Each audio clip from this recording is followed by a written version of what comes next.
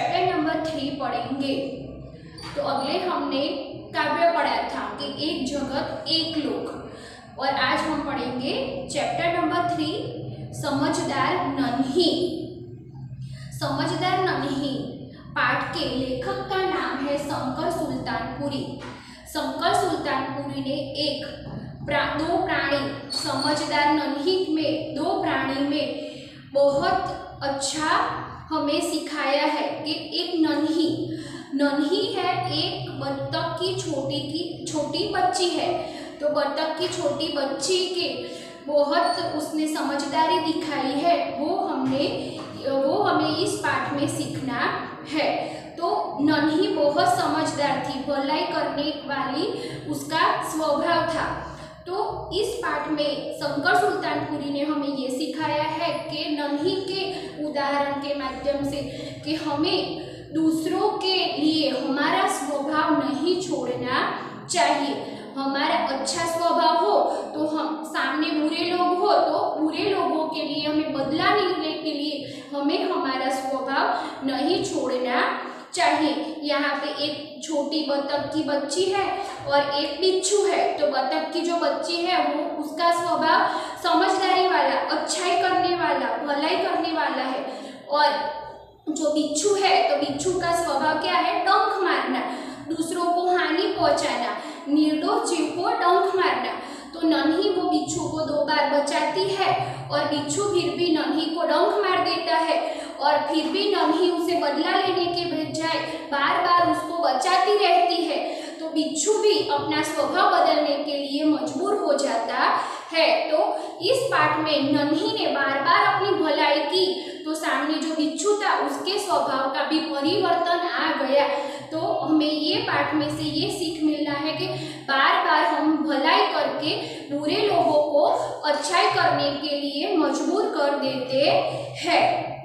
तो चलो हम आगे पाठ में देखते हैं कि क्या है। तो नन्ही एक बत्तख की बच्ची थी और उसने देखा तो एक बिच्छू दलदल में फंस गया था। तो नन्ही ने क्या देखा? बिच्छू एक दलदल में फंस गया था। दलदल मतलब गीली मिट्टी, दलदल मतलब गीली जमीन के जिसमें फंस जाते हैं हम। तो हम जितने निकलने का प्रयास करते हैं फिर भी हम फंसते ही जाते हैं। तो तालाब के किनारे की गीली जमीन में एक बिच्छू फंस गया था। बिच्छू ने प्रार्थना की नन्ही को, क्या बोला? बहन मुझे बचा लो। नन्ही ने उस पर दया आ गई और उसने बिच्छू को दलदल में से बचा लिया। बिच्छू ने प्रार्थना की कि बहन मुझे बचा लो, तो नन्ही को भी दया आ गई और बिच्छू को नन्ही ने बचा लिया और सूखी जमीन पर उसको रख दिया। तो फिर क्या हुआ? बिच्छू के दिमाग में शैतानी सूझी। उसका तो दिमाग में बुराई करने का ही स्वभाव था, तो उसको शैतानी सूझी और बिच्छू ने नन्ही को डंक मार दिया और नन्ही डंक के दर्द से तड़प उठी, उसको दर्द होने लगा। फिर बिच्छू से उसने पूछा कि क्यों भाई तुमने मुझे डंक मारा? क्यों भाई तुमने मुझे डंक क्यों मारा? बिच्छू लापरवाही से बोला कि डंक मारना तो मेरा स्वभाव है। बिच्छू ने क्या बोला कि क्या करूं, डंक मारना तो मेरा स्वभाव है। नन्ही ने बिच्छू को बचाया, फिर भी बिच्छू ने उसको सामने डंक मार दिया और बोला कि डंक मारना तो मेरा स्वभाव है। नन्ही बोली कि तुम ये अपनी गंदी आदत छोड़ दो, नहीं तो जब फिर कोई मुसीबत में तुम पड़ जाओगी तब तुम्हारी कोई रक्षा करने के लिए आएगा नहीं। नन्ही ने बिच्छू को समझाया कि तुम्हारी ये गंदी आदत है, उसको तुम बदल दो, नहीं तो फिर तुम जब मुसीबत में होगे तब तुम्हारी रक्षा के लिए कोई नहीं आएगा। बिच्छू ने उसकी बात को अनसुनी कर दी। मुहावरा है इस वाक्य में स्टूडेंट, अनसुनी करना। अनसुनी करना मतलब ध्यान न देना। तो बिच्छू ने क्या किया? नन्ही की बात को अनसुनी कर दी और उस पर ध्यान दिया नहीं, और नन्ही अपनी माँ के पास चली गई और माँ ने पूछा कि नन्ही आने में इतनी देर क्यों हो गई? तो नन्ही ने बताया कि मैं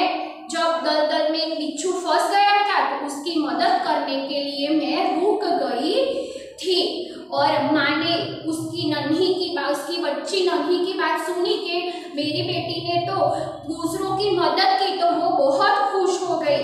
और माँ ने बोला कि बेटा तुमने बहुत अच्छा काम किया है।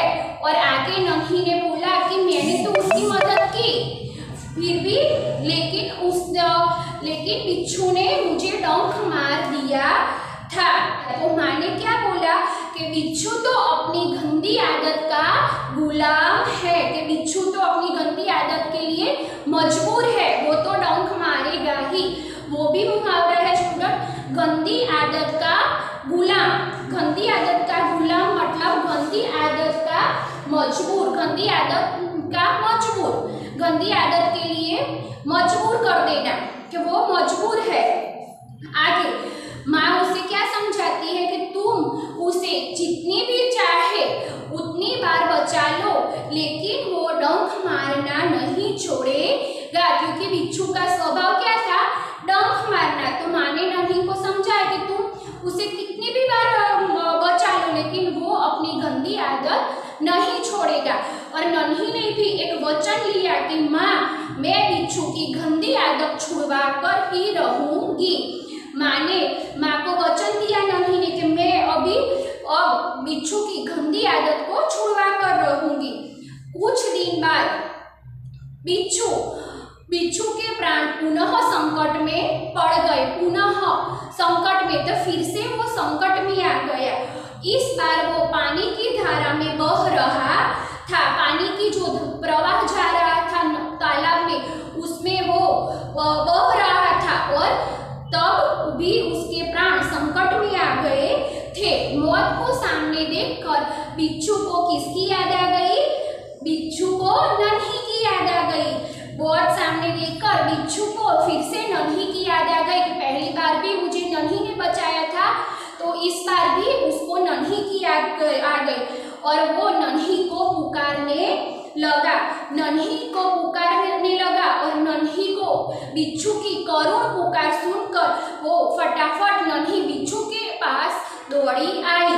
करुण पुकार, तो दुख भरी आवाज नन्ही ने बिच्छू की सुन ली और नन्ही फटाफट से बिच्छू को बचाने के लिए दौड़ आई। और जब बिच्छू के पास नन्ही आई तो उसको, नन्ही के दिमाग में भी एक प्रश्न आया कि मैं अब इस बिच्छू को बचाने वाली नहीं हूँ, क्योंकि मैंने पहले बचाया था तो उसने मुझे डंक मार लिया था, तो मैं उसे नहीं बचाऊंगी।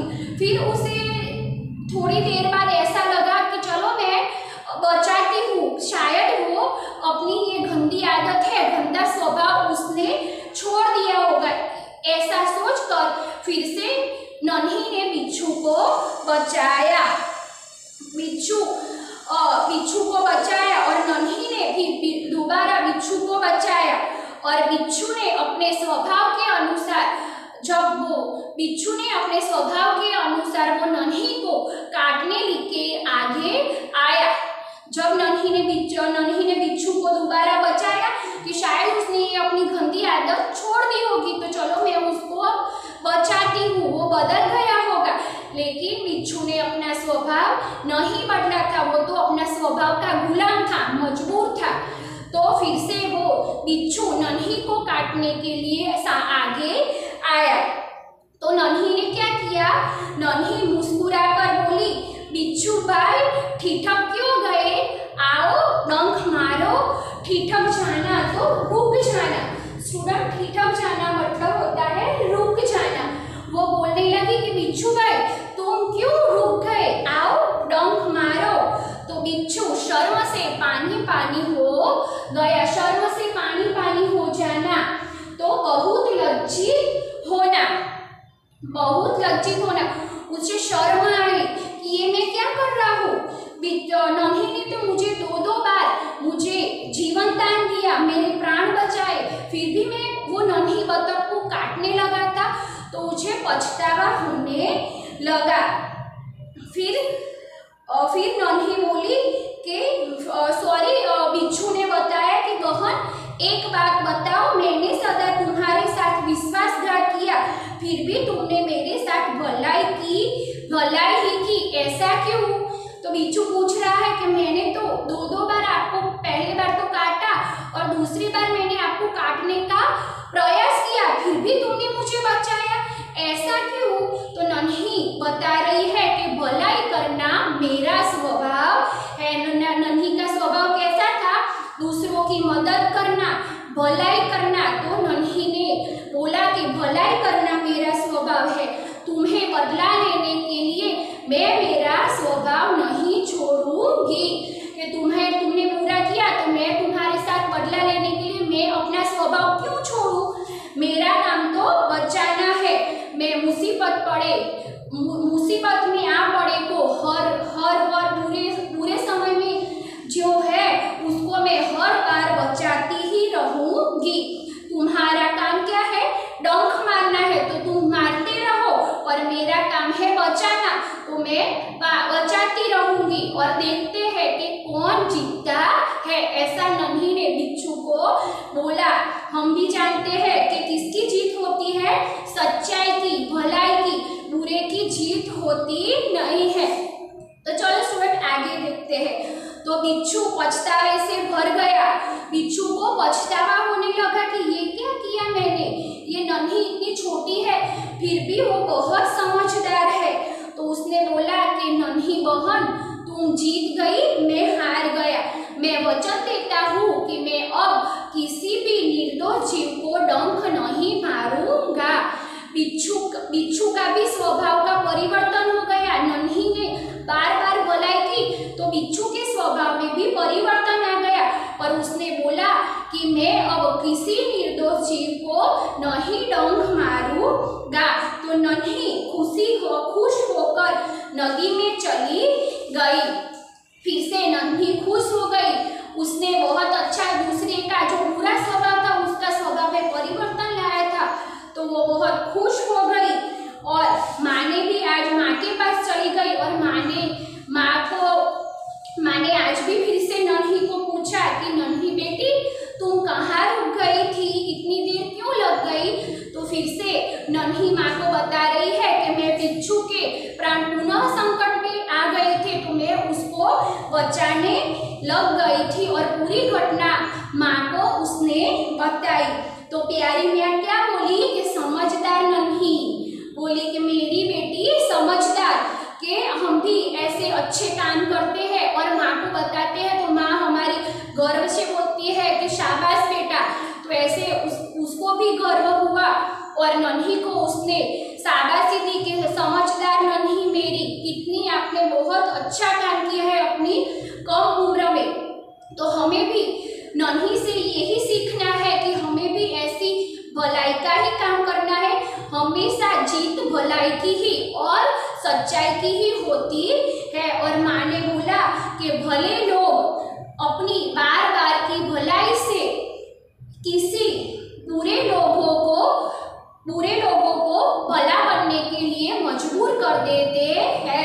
माँ ने क्या बताया कि भले लोग अपनी बार बार की भलाई से जो सामने वाला बुरा है उसका बदलने के लिए, उसका स्वभाव को बदलने के लिए भी मजबूर कर देते हैं। नन्ही ने भी ऐसा किया। नन्ही ने बार बार भलाई की और बिच्छू की मदद की, तो बिच्छू अपने स्वभाव को बदलने में मजबूर हो गया और नन्ही प्रसन्न होकर थिरकने लगी मतलब खुशी से नाचने लगी। नन्ही ने बहुत अच्छा काम किया था, इसीलिए नन्ही खुशी से नाचने लगी। तो स्टूडेंट, समझदार नन्ही लेखक शंकर सुल्तानपुर ने हमें इस पाठ के माध्यम से क्या सीख दी है कि भले सामने वाला समाज में दूसरे लोग बुरा करे, लेकिन हमें हमारा जो अच्छाई करने का जो स्वभाव है वो नहीं छोड़ना चाहिए। तो नन्ही ने भी ऐसा किया। नन्ही जो दूसरी बार बिच्छू को नहीं बचाती तो वो मर जाता, फिर भी नन्ही ने भलाई ही की और बिच्छू को बचाया। तो हमें भी भलाई करके जो सामने वाला बुरा है उसको, उसके स्वभाव को बदलने के लिए मजबूर कर देना चाहिए। तो हमें हमारा जो अच्छाई का स्वभाव है, भलाई करने का स्वभाव है, वो नहीं छोड़ना चाहिए। तो हमारा यहाँ पे चैप्टर नंबर 3 समझदार नन्ही, यहाँ पे हमारा करती हूँ कि आपको ये समझदार नन्ही पाठ में समझ में आ गया होगा और हम आगे का नेक्स्ट वीडियो में देखेंगे। Bye bye, thank you.